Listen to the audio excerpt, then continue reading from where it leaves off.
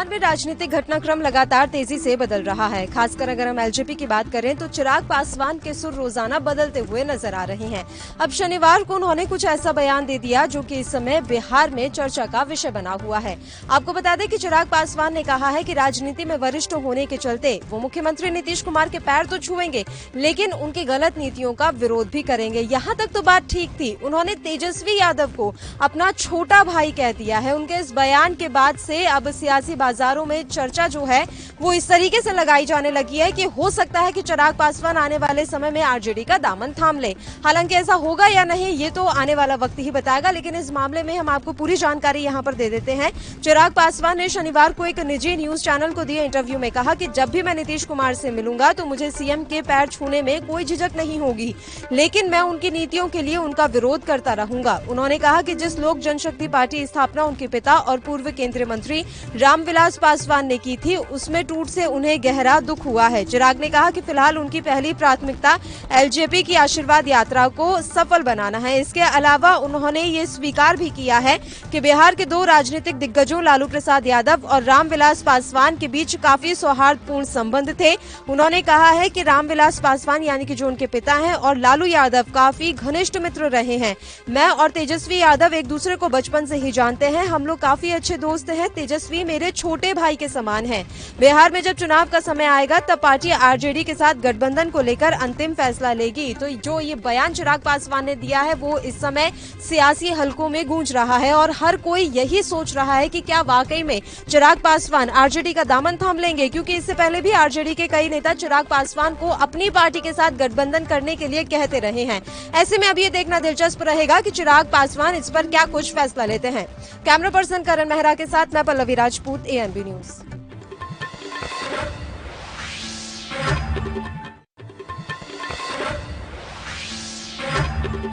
उत्तर प्रदेश में सियासी मौसम लगातार करवटें लेता नजर आ रहा है। आलम यह है कि ये मौसम अब तेजी के साथ बदल रहा है। जिस तरीके से लगातार तमाम सियासी दल अपने कार्यकर्ताओं को और नेताओं को मजबूत करने में जुट चुके हैं, तो वहीं कई ऐसे दल हैं जिन्होंने उत्तर प्रदेश में पैर जमाने तेज कर दिए हैं।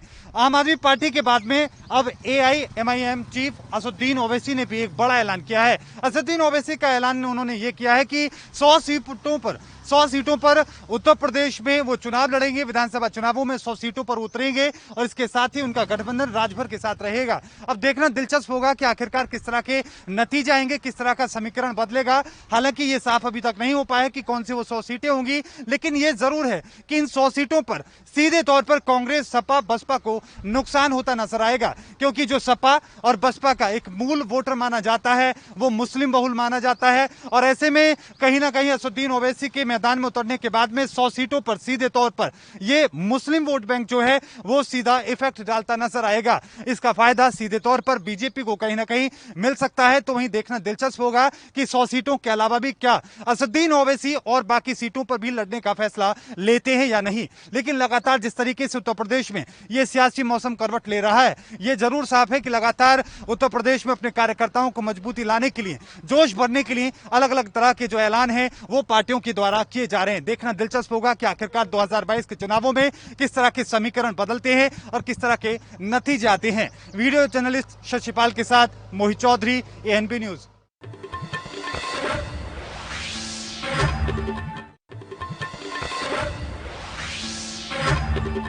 कोरोना वो एक ऐसा शब्द है जिससे आज हर कोई खौफ में है। खौफ ऐसा जो सभी पे नौबत आ रही है। नौबत परिवार पर आ रही है, नौबत अपनों पर आ रही है, रिश्तेदारों पर, दोस्तों पर। वो नौबत है ये जिससे कोई झेलना नहीं चाहता, क्योंकि इसने अब अपनों की जिंदगी तो ले ली है, साथ ही घर परिवार में अगर कोई अकेला कमाने वाला है तो उनके परिवारों की भी जिंदगी बेकाबू हो गई है। और इसी बीच अब केंद्र ने एक और नया बहाना दे दिया है कि उन्हें मुआवजा न देना पड़े। दरअसल केंद्र सरकार ने कोरोना संक्रमण की चपेट में आकर मरे लोगों के परिजनों के 4-4 लाख रुपए मुआवजा देने से एक बार फिर इनकार कर दिया है। हालांकि इस बार सरकार की ओर से दूसरा तर्क दिया गया है। पिछली बार केंद्र की ओर से सुप्रीम कोर्ट में हलफनामा दाखिल कर बताया गया था कि अगर सबको 4-4 लाख रुपए दिए गए तो फंड की कमी हो जाएगी, लेकिन अब केंद्र ने दूसरा हलफनामा दाखिल कर बताया है कि पैसे की कमी नहीं है, लेकिन फिर भी मुआवजा नहीं दे सकते। सुप्रीम कोर्ट में दाखिल दूसरे हल्फनामे में केंद्र ने बताया है कि पैसे का मुद्दा नहीं है, लेकिन कोरोना पीड़ितों को 4 लाख का मुआवजा नहीं दे सकते क्योंकि संसाधनों का भी सही इस्तेमाल करना है। सरकार ने कहा कि मुद्दा पैसे का नहीं बल्कि सरकार के खजाने और बाकी सभी संसाधनों के तर्कसंगत और विवेकपूर्ण इस्तेमाल का है। सुप्रीम कोर्ट ने कोविड से होने वाली मौतों पर 4 लाख रुपए का मुआवजा देने की मांग को लेकर याचिका दाखिल हुई थी। मुआवजे को लेकर कोर्ट ने केंद्र से हलफनामा मांगा था और केंद्र की ओर से 19 जून को पहला हलफनामा दाखिल भी किया गया था, जिसके बाद कोर्ट ने दूसरा हलफनामा दाखिल करने को कहा। इस पर केंद्र ने शनिवार को दोबारा हलफनामा दाखिल किया है। केंद्र की ओर से 29 पन्नों के हलफनामे में कहा गया कि ये महामारी पहली बार आई है। ऐसे में एनडीआरएफ और एसडीआरएफ का फंड ही नहीं बल्कि सरकार के कंसोलिडेटेड फंड का इस्तेमाल भी किया जा रहा है। केंद्र ने बताया कि 2015 से 2020 के बीच में 12 खास प्राकृतिक आपदाओं पर राहत के लिए खर्च की सिफारिश है। इसमें भूकंप, बाढ़, सूखा, तूफानी, सुनामी, भूस्खलन, बादल फटना जैसी आपदाएं शामिल है। लेकिन अब केंद्र ने सुप्रीम कोर्ट को यह भी बताया है कि नेशनल डिजास्टर मैनेजमेंट एक्ट के तहत अभी ऐसी कोई भी गाइडलाइन या योजना नहीं है जिसके तहत कोरोना से मरे लोगों को, उनके परिजनों को मुआवजा दिया जा सके। हालांकि इससे पहले केंद्र सरकार ने 11 जून को सुप्रीम कोर्ट में हलफनामा दाखिल किया था, जिसमें उन्होंने ये कहा था कि मुआवजे की मांग तो वाजिब है लेकिन मुआवजा दे नहीं सकते। और अब जो दूसरा हलफनामा केंद्र ने दाखिल किया है सुप्रीम कोर्ट में कि मुआवजा, पैसे की कमी हमारे पास नहीं है लेकिन मुआवजा नहीं दे सकते, इससे साफ जाहिर हो रहा है और सवाल सरकार की मंशा पर उठ रहे हैं। कैमरामैन बलविंदर के साथ मैं मुस्कान, एएनबी न्यूज।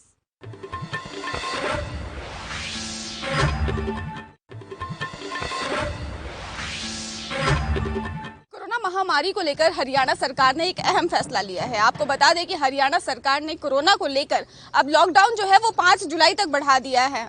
लॉकडाउन इसलिए बढ़ाया गया है ताकि कोरोना महामारी को फैलने से रोका जा सके। आपको बता दें कि हरियाणा सरकार ने राज्य में कुछ ढील के साथ लॉकडाउन को 5 जुलाई तक बढ़ाने का आदेश जारी किया है। प्रदेश में सभी दुकानों को खोलने की अनुमति होगी। हालांकि सरकार ने इसके लिए समय सुबह 9 बजे से रात 8 बजे तक का निर्धारित किया है। इस दौरान मॉल्स भी सुबह 10 बजे से रात 8 बजे तक खुल सकेंगे। अगर वहीं रेस्टोरेंट की बात की जाए तो बार को भी सुबह 10 बजे से रात 10 बजे तक खोलने की अनुमति होगी। 50% क्षमता और कोरोना के बचाव के नियमों का पालन करना होगा। वहीं आपको ये भी बता दें कि रात 10 बजे तक होटल रेस्टोरेंट से होम डिलीवरी की अनुमति होगी। सरकार ने धार्मिक स्थलों को भी खोलने की इजाजत दे दी है, लेकिन शर्त ये होगी कि 50 लोगों को एक बार में प्रवेश मिलेगा। इस दौरान कोरोना से जुड़े तमाम सरकारी नियमों को मानना होगा। आपको बता दें कि ये कोरोना की रोकथाम के लिए अहम फैसला हरियाणा सरकार की तरफ से लिया गया है। कैमरामैन करण के साथ सुमन पाल की रिपोर्ट।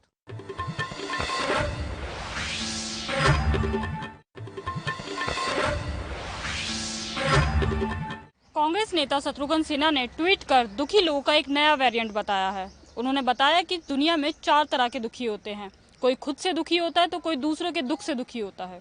उन्होंने आगे लिखा कि नया वेरिएंट मोदी से दुखी है। उन्होंने ट्वीट कर लिखा कि दुनिया में 4 तरह के दुखी लोग होते हैं। पहले अपने दुखों से दुखी, दूसरे दूसरों के दुखी से दुखी, तीसरे दूसरों के सुख से दुखी। उनके ट्वीट की आखिरी लाइन में प्रधानमंत्री मोदी की तारीफ से जोड़कर देखा जा रहा है। सोशल मीडिया यूजर्स उनसे पूछ रहे हैं कि क्या शत्रुघ्न सिन्हा दोबारा बीजेपी में शामिल होने की तैयारी में हैं, तो कुछ कह रहे हैं कि ये घर वापसी की तैयारी है। कैमरा पर्सन शशिपाल के साथ अदिति विश्वकर्मा की रिपोर्ट।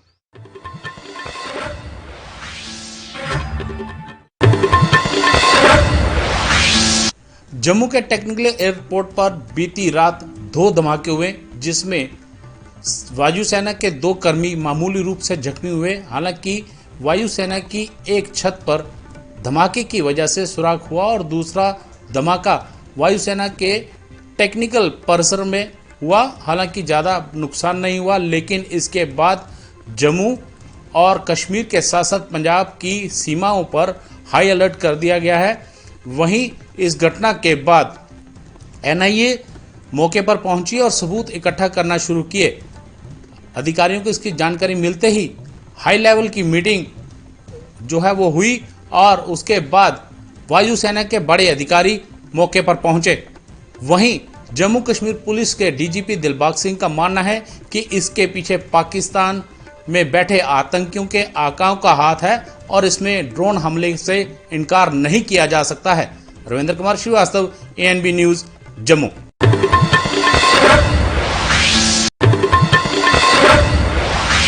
बात हम कर रहे हैं भिंड जिले के यूंगरी और बगुलरी के किसानों की। जब वो अपने खेतों में गाय और भैंसों को चराने के लिए जा रहे थे तो उन्होंने देखा कि उनकी जो गांव की ज़मीन है वो अचानक फट चुकी है या उसमें दरार आ चुकी है।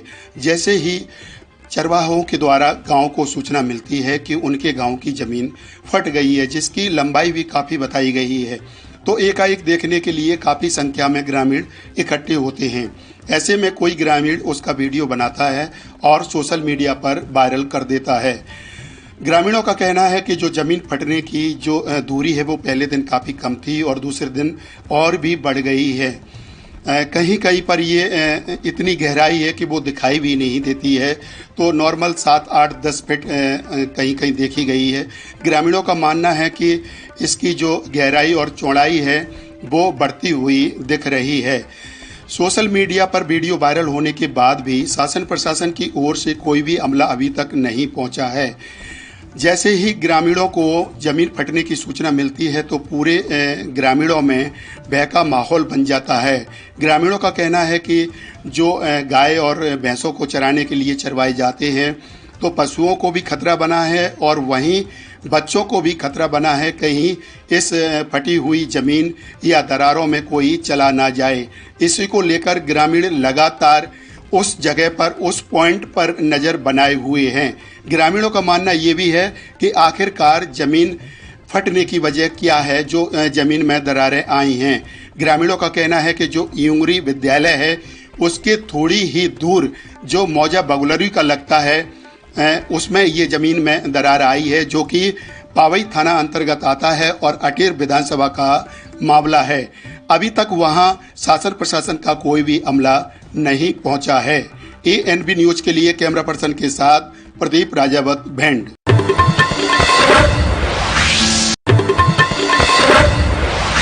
बिजली विभाग की मनमानी आम नागरिकों पर ही नहीं अपितु उनके कर्मचारियों पर भी भारी पड़ रही है।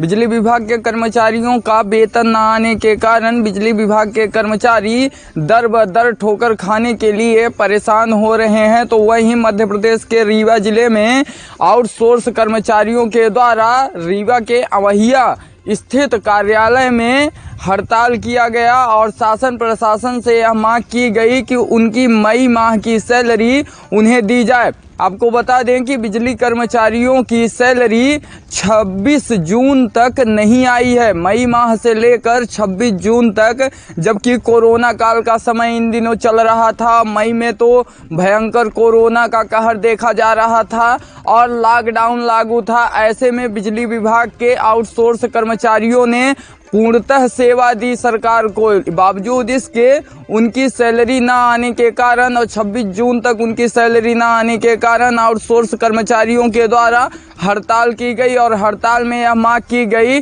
कि उनकी सैलरी और ज्वाइनिंग लेटर भी आज तक उन्हें नहीं दिया गया। ज्वाइनिंग लेटर, ये दोनों चीज़ जल्द से जल्द अधिकारियों के द्वारा पूरा किया जाए। अगर पूरा नहीं किया जाता तो वह कार्य बंद करने पर मजबूर हो जाएंगे, जिसकी पूरी जवाबदारी शासन और प्रशासन की होगी।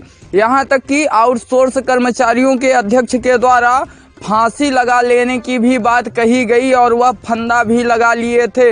हालांकि बाद में समझाइश के बाद उन्होंने अपना हड़ताल खत्म किया, लेकिन बिजली विभाग की मनमानी इन दिनों जिस तरह से बढ़ रही है वह लोगों में बेहद चिंता का विषय बना हुआ है और लोगों को परेशानियों का सामना करना पड़ रहा है। बिजली विभाग की मनमानी के कारण इन दिनों बिजली कटौती तेजी के साथ हो रही है और 14 घंटे सिर्फ एक फेज पे आ रही है, जबकि मध्य प्रदेश के मुख्यमंत्री अटल ज्योति के तहत 24 घंटे घरेलू बिजली देने का वादा किए थे और 24 घंटे बिजली आती भी थी। लेकिन अचानक एक माह पूर्व से ऐसा क्या हुआ कि बिजली विभाग सिर्फ 10 घंटे ही बिजली दे रहा है और 24 घंटे में से 14 घंटे बिजली की कटौती की जा रही है, सिर्फ एक फेज पर बिजली दी जा रही है।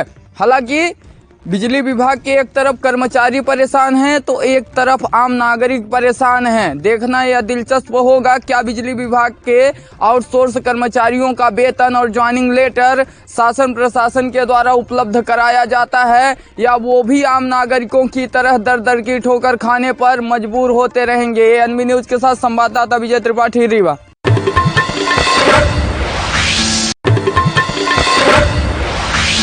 कोरोना काल के बाद पहली बार अब शहर पर आए जैन मुनि आचार्य प्रणव सागर महाराज इंदौर के सेंट्रल जेल पर अपने आशीर्वाद और प्रवचन दिए।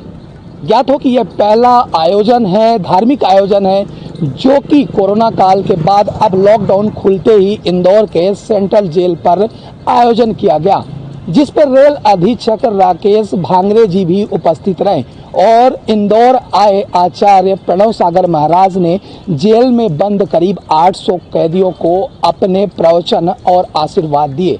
ज्ञात हो कि कहते हैं कि अगर एक बुरा व्यक्ति भी है, उसे सही मार्गदर्शन और सही प्रवचन के माध्यम से कोई चीज़ बताई जाती है तो वो सदमार्ग पर आ जाता है। इसी को लेकर आज इंदौर के सेंट्रल जेल की बात करें तो यहाँ पर जेल अधीक्षक राकेश भांगरे जी के नेतृत्व में आज एक आयोजन किया गया, जिस पर आज सुबह तड़के ही यहाँ पर प्रणव सागर महाराज भी पधारे और करीब 800 कैदियों को अपनी जो मुखारविंद से उन्होंने एक सद्गुण के जो उपाय हैं और तमाम सारी चीज़ों को कैदियों के साथ उन्होंने अपने विचार व्यक्त किए।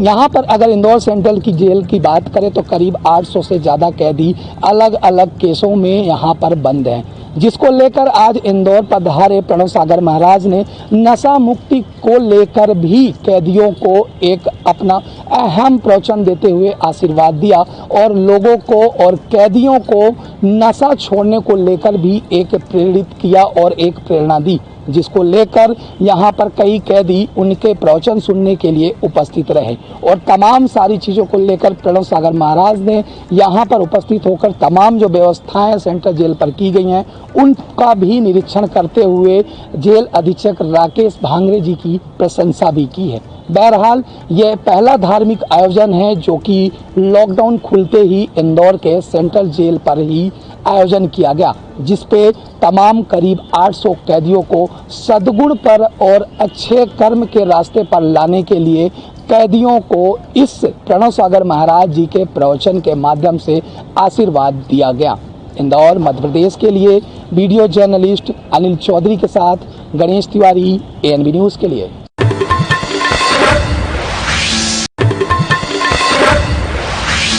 आपको बता दें कि कोरोना महामारी का प्रकोप पूरे देश भर में फैला हुआ है। वहीं हम बात कर लें वर्तमान समय की। वर्तमान समय में कोरोना महामारी की तीसरी लहर का खतरा नजदीक आता जा रहा है। इसी को देखते हुए जिला प्रशासन व स्वास्थ्य विभाग ने सारी तैयारियां पूरी कर ली हैं।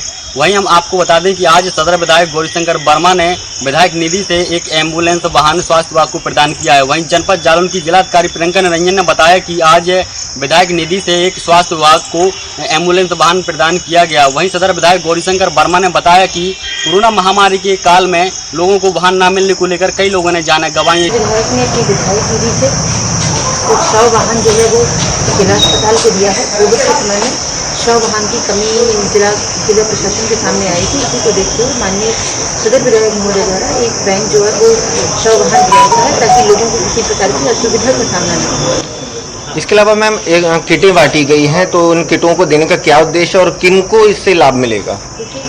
शासन द्वारा कोविड थर्ड वेव की तैयारी को देखते हुए जैसे हमने पूर्व में कोविड संबंधी किट्स लोगों में वितरित की थी, अब यही किटें बच्चों के लिए आई हैं। 3 कैटेगरी में आई हैं, 2 कैटेगरी में आई हैं, 0 से 5 वर्ष के लिए, 5 से 12 वर्ष के लिए।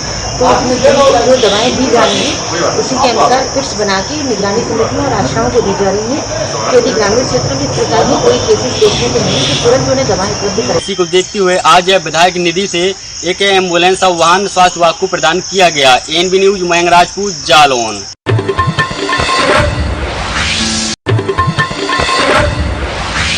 ममियार के राजदूत कुशीनगर पहुंचे। कुशीनगर बौद्ध संघ के अध्यक्ष भदम ज्ञानेश्वर को उन्होंने एक सम्मान दिया, जो ममियार का बहुत ही विशिष्ट सम्मान है और यह सम्मान भारतीयों में मिलने वाला पहला सम्मान है जो भदंत ज्ञानेश्वर को मिला है।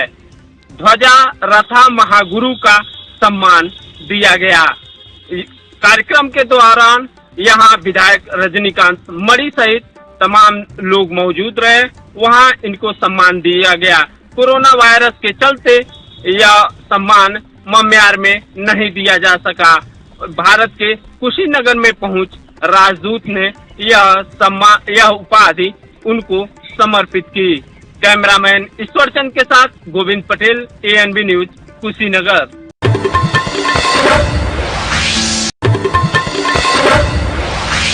पहाड़ों और मैदानी क्षेत्रों में हो रही लगातार बारिश के बाद लखीमपुर खीरी जिले की शारदा नदी उफान पर आई थी, जिसके चलते कई गांव बाढ़ की चपेट में आए थे और उनसे ग्रामीणों का काफी नुकसान हुआ था। और यही नहीं, बाढ़ के आने से कई ग्रामीणों के घर भूखों मरने की नौबत आ गई थी। लेकिन इसके बाद यूपी सरकार के द्वारा ग्रामीणों को और बाढ़ पीड़ितों को लगातार सुविधाएं मुहैया करवाई जा रही हैं, जिसके चलते लखीमपुर खीरी जिले के तहसील पलिया में भी प्रशासनिक अधिकारी और सांसद और विधायक के द्वारा यहां पर बाढ़ पीड़ितों को राशन किट मुहैया करवाई गई है। वहीं बाढ़ प्रभावित क्षेत्रों में बड़ा गांव, श्रीनगर, अतरिया सहित एक और अन्य गांव शामिल हैं। अब देखना यह होगा कि बाढ़ पीड़ितों से क्या इस तरीके की और सुविधाएं बाढ़ पीड़ितों को मिलती रहेंगी, क्या प्रशासनिक अधिकारी लगातार इन कामों को बढ़ावा देते रहेंगे। ANB न्यूज के लिए फारूक हुसैन, लखीमपुर खीरी।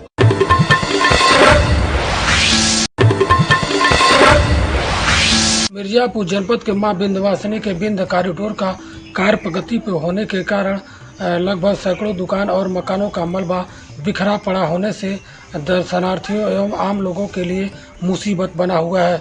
लोग मलबे के ऊपर से नंगे पांव गुजर रहे हैं। आपको बता दें कि कार्य प्रगति के होने के कारण मलबा बिखरा होने के वजह से लोगों को भारी परेशानियों का सामना करना पड़ा है। आपको बता दें कि पाइप लाइन टूटी होने के कारण पेयजल की भी समस्या उत्पन्न हो रही है और नालियां भी जाम हो जाने से बजाती नालियों का बदबू लोगों के लिए मुसीबत भी बना हुआ है। मिर्जापुर से ANB न्यूज संवाददाता राम कुमार सिंह।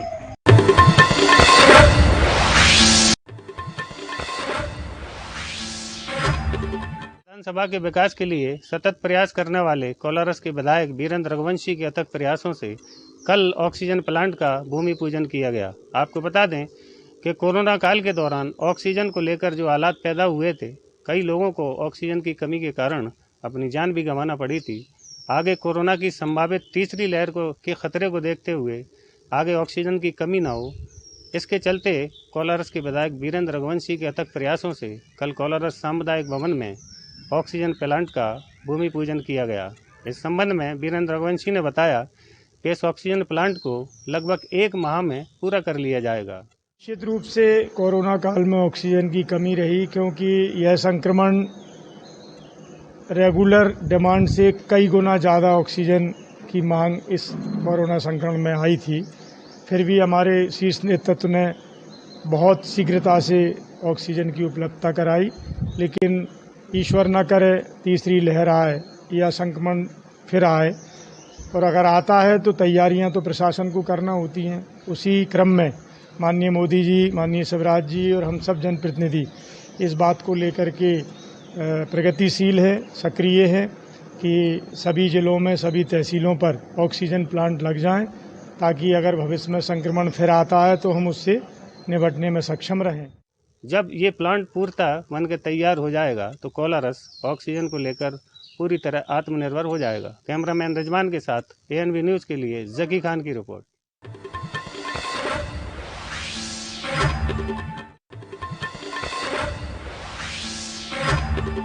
कोरोना की सेकेंड लहर आने के बाद में जिला प्रशासन और प्रदेश के मुख्यमंत्री शिवराज सिंह चौहान ने संपूर्ण जिले में लॉकडाउन लगा दिया था, जनता कर्फ्यू लगाया था।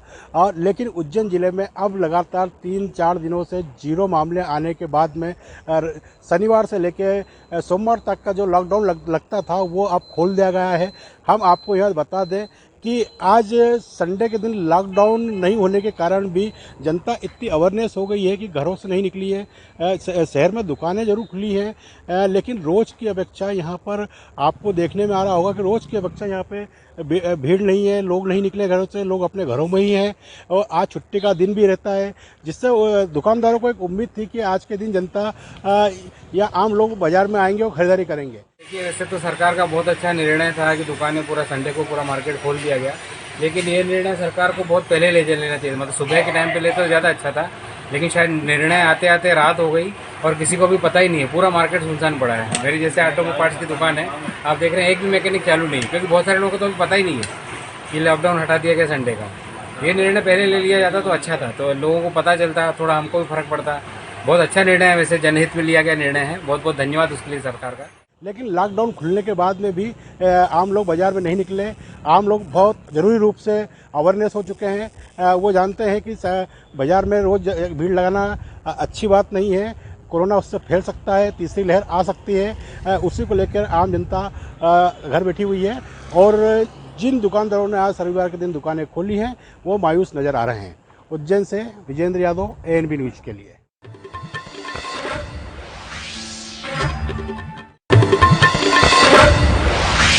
शहर में लंबे समय से चोरी की घटनाओं को अंजाम देने वाले 2 शातिर चोरों को रायबरेली की मिलेरिया पुलिस ने कल रात्रि गश्त के दौरान गिरफ्तार कर लिया है। मिलेरिया पुलिस ने शातिर चोरों के पास हाल ही में चोरी किए गए लाखों के सोने चांदी के जेवरात भी बरामद किए हैं। उनके पास से एक अवैध तमंचा और कारतूस भी मिलेरिया पुलिस ने बरामद किया है। इसी पर रायबरेली के पुलिस अधीक्षक ने मिलेरिया पुलिस को 10,000 रुपए की इनाम देने की घोषणा की है। कैमरा पर्सन सैलेन के साथ अमर प्रताप सिंह, ANB न्यूज, रायबरेली।